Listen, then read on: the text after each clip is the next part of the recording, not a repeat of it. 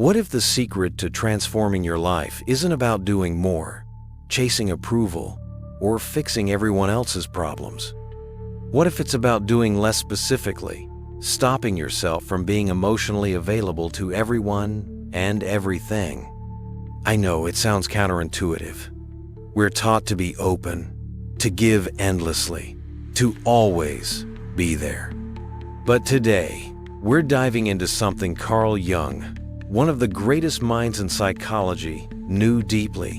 When you stop being available, when you guard your energy and choose silence, everything changes. Your relationships shift. Your inner peace grows. Your life starts aligning in ways you never imagined. This isn't about becoming cold or distant. It's about reclaiming your power, protecting your soul, and stepping into a life that feels yours. In this video, we're going to uncover Jung's insights on energy, boundaries, and psychological strength, and I'll show you exactly how to use them to transform your reality. So, stick with me, because this is going to hit deep. Let's start with a question. Have you ever felt drained? Like you're pouring your energy into people, situations, or even thoughts that leave you empty? Maybe you're always the one fixing things, listening to a friend's drama, saying yes to every request, or overthinking someone's opinion of you. And at the end of the day, you're exhausted, wondering, where did I go? If that sounds familiar, you're not alone. Most of us have been conditioned to be emotionally available all the time. We think it's kindness, loyalty, or strength. But here's the truth Carl Jung saw clearly. Being endlessly available is a trap. It scatters your energy, disconnects you from your core, and keeps you stuck in patterns that don't serve you. Jung believed your energy, your psychological and emotional life forces sacred. When you give it away without boundaries, you lose touch with the deepest parts of yourself. Let me paint a picture. Imagine Sarah, a 30-year-old who's always been the go-to person. Her friends call her at 2 a.m. to vent. Her boss piles on extra work because she never says no. She even spends hours replaying conversations, wondering if she said the right thing. Sarah's exhausted, but she keeps going, thinking this is what it means to be a good person. One day, she snaps. She's burned out, resentful, and feels like she's lost herself. Sound familiar?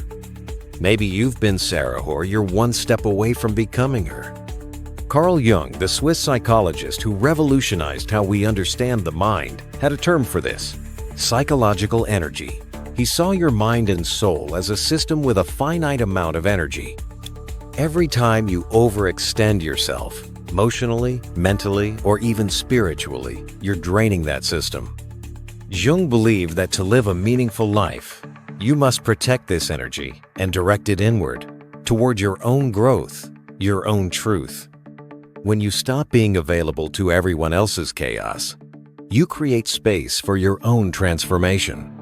So, let me ask you, where are you giving away your energy right now? Who or what is draining you? Maybe it's a toxic friend, a job that demands too much, or even your own inner critic. Drop a comment below and share what's one situation where you feel like you're giving too much. I'm reading every single one, and I want to hear your story. Here's the good news. You can change this. Jung's teachings show us that by setting boundaries, choosing silence, and redirecting your energy inward, you can reclaim your power. You'll stop feeling like a doormat and start feeling like the architect of your own life. Let's dive into how this works. If this is already resonating with you, do me a quick favor. Hit that like button to let me know you're with me. And if you're new here, smash that subscribe button and ring the bell so you don't miss the next video. I'm dropping deep insights like this every week to help you live with more clarity and power. And if you know someone who needs to hear this, share this video with them. It might just change their perspective. All right, let's keep going. Let's break this down.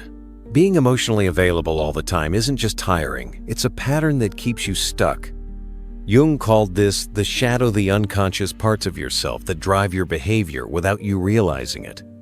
When you're always saying yes, always fixing, always absorbing other people's emotions, you're not just being kind.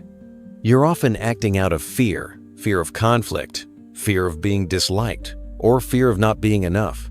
This isn't just a habit, it's a psychological loop. Jung believed that every time you overextend yourself, you're feeding energy to your shadow instead of your true self. You're reinforcing a version of you that's reactive, not intentional. And the cost? You lose clarity, confidence, and connection to your own purpose. Let's ground this in science. Research from the University of California, Berkeley, shows that chronic people-pleasing and lack of boundaries increase cortisol levels, the stress hormone. Over time, this leads to anxiety, burnout, and even physical health issues like weakened immunity. Another study from the Journal of Personality and Social Psychology found that people who set clear emotional boundaries report higher life satisfaction and better relationships. Why? Because boundaries don't push people away, they create space for authentic connection. Jung took this further. He believed that your emotional energy is tied to your individuation, the process of becoming your true, whole self. When you're constantly available, you're not individuating. You're fragmenting. You're giving pieces of yourself to others instead of integrating them into your own psyche. Jung said, "The privilege of a lifetime is to become who you truly are. But you can't do that if you're always at the mercy of everyone else's needs." Let's go back to Sarah. After her burnout, she started reading Jung and stumbled across his idea of psychological boundaries. She decided to try something radical. She stopped answering every call, stopped saying yes to every favor, and started saying no without guilt. At first, it felt selfish. Her friends were shocked. Her boss pushed back. But something shifted. Sarah felt lighter. She had time to journal, to reflect, to ask herself, what do I want? For the first time in years, she felt like she was living for herself, not for everyone else. So, how do you do this?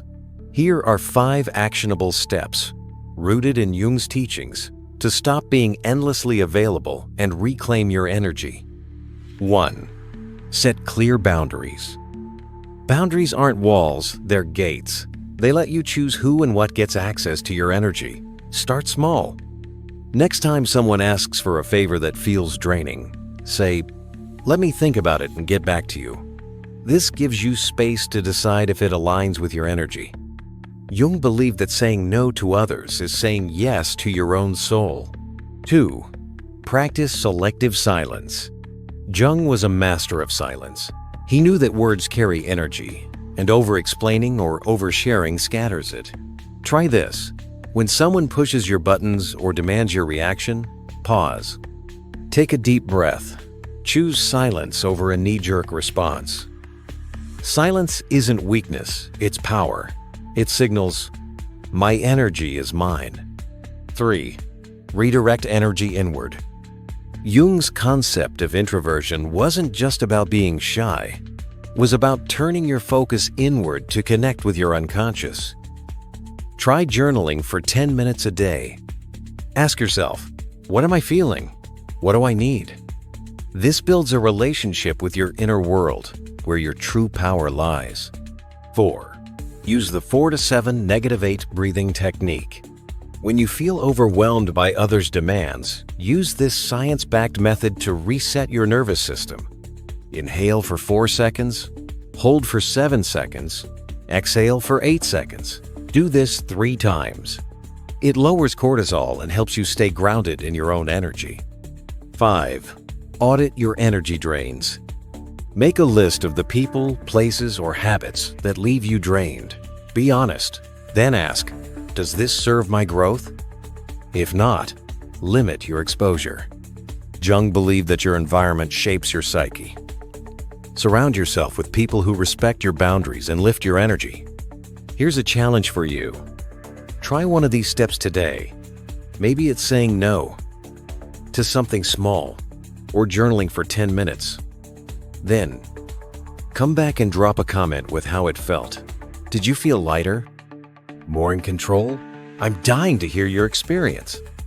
Let me tell you about Mike, a guy I know who was the ultimate people pleaser. He'd stay up late helping coworkers with projects, even when he was drowning in his own work. He thought it made him valuable. But one day, he read Jung's idea that your energy is your destiny. Mike decided to experiment. He stopped jumping to help everyone. He started saying, "I'll get to it tomorrow," or "I need some time for myself." At first, he felt guilty. Then, something incredible happened. His coworkers respected him more. His stress dropped. He had energy to start a side hustle he'd dreamed about for years. By guarding his energy, Mike didn't just change his schedule, he changed his life. Let's get real about what happens if you don't change. If you keep being emotionally available to everyone, you're signing up for a life of exhaustion. You'll feel like you're running on empty, resenting the people you're trying to help, and wondering why you're never enough. Over time, this isn't just tiring, it's dangerous. Chronic stress from overextending yourself can lead to anxiety disorders, depression, and even heart disease, according to a 2023 study from the American Psychological Association. Worse, you're betraying yourself. Jung warned that neglecting your own energy means neglecting your purpose. You'll wake up one day and realize you've spent years living for others, not for the life you were meant to create. That's not just a loss of time, it's a loss of you. I once met a woman named Lisa, who was everyone's rocker family, her friends, her church group. She prided herself on being there for everyone. But one day, she had a panic attack in the middle of a grocery store. She realized she hadn't had a moment to herself in years. Lisa told me, "I was so busy saving everyone else, I forgot how to save myself." That was her wake-up call. She started setting boundaries, and it wasn't easy. Some people walked away, but the ones who stayed respected her more. And Lisa? She found herself again. Now, let's flip the script. When you stop being available and start protecting your energy, everything shifts. You'll feel a sense of control over your life that you didn't know was possible. Your relationships will deepen because they're built on mutual respect, not obligation. You'll have energy to chase your dreams, whether it's starting a business, traveling, or just feeling at peace in your own skin. Jung believed that guarding your energy unlocks your psychological power. You'll notice you're more intuitive, more creative, more aligned with your purpose. People will start treating you differently, not because you're demanding it, but because your energy commands it. You'll attract opportunities, connections, and moments that feel like they were meant for you. A study from the University of Cambridge found that people who practice emotional boundaries are 60% more likely to report high levels of psychological well-being. Another study from Stanford showed that saying no to low-priority tasks increases productivity and reduces stress by up to 40%. This isn't just philosophy, it's science. When you protect your energy, you're not just surviving, you're thriving. Jung saw this as a spiritual act. He believed that by setting boundaries, you're honoring the divine spark within you. You're saying, "My energy is sacred, my life is sacred." And when you live from that place, the universe responds. Doors open. Synchronicities, those meaningful coincidences Jung loved, start showing up. You'll feel like life is working with you, not against you. Think about one person or situation where you need to set a boundary. What's the smallest step you could take? Maybe it's saying no to a small request or taking an hour for yourself this week. Drop a comment and share your plan. I'm rooting for you. If this video is hitting home, please hit that like button. Help spread this message to more people who need it. And if you're ready to dive deeper into living with purpose and power, subscribe to the channel and turn on notifications. Share this video with someone who's been giving too much and needs to hear this. Let's keep this energy flowing. Today, we've unpacked Carl Jung's profound insights on why being endlessly available drains your soul and how stopping that cycle can transform your life. We talked about the trap of overextending yourself, the science behind stress and boundaries, and 5 practical steps to reclaim your energy. Setting boundaries, practicing silence, redirecting energy inward, using the 4 to 7 -8 breathing technique, and auditing your energy drains. Most importantly, we saw that guarding your energy isn't selfish. It's the key to unlocking your psychological power and living the life you are meant to live. Let me leave you with one last story. A man named David was always the yes guys to his boss, yes to his family, yes to every friend who needed a favor. But after years of this, he felt invisible. He stumbled across Jung's work and decided to try something new. He started saying no to things that didn't feel right. He carved out time to sit in silence, to journal, to reconnect with himself. Within months, David wasn't just happier, he was different. He launched a podcast, rekindled his marriage, and felt a sense of purpose he hadn't felt since he was a kid. David told me, "I didn't realize how much of myself I'd given away until I took it back." Here's my challenge for you. This week, try one small act of guarding your energy.